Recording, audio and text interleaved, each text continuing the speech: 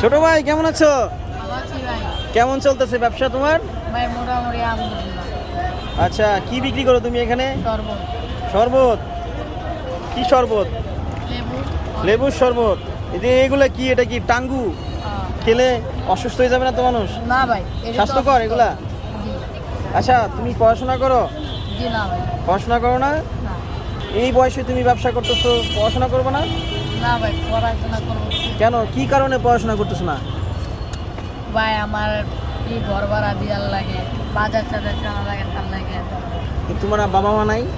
আমার বাবা নাই, মা আছে। তোমার হচ্ছে বড় ভাই নাই? বড় ভাই জি আছে, তো সে কিছু করে না? সে কাম করে তো মনে করলেন আল্লাহ বিয়ে করছে, সে কি তোমাদের সংসার দেখে না? দেখে মোটামুটি দেখে।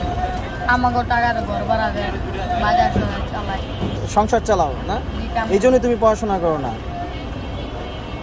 দৈনিক কেমন বিক্রি করো তুমি এখানে? দৈনিক আপনার 1000 অথবা 1500, আর যদি সময় খারাপ যায় তাহলে কম। আচ্ছা, 1000 তো। এখানে বসো কখন তুমি? আমি সকাল 8টা 9টা 10টার ভিতরে রেডিমেড বেরোবই আমি, আচ্ছা, আর রাত 11টা অবধি।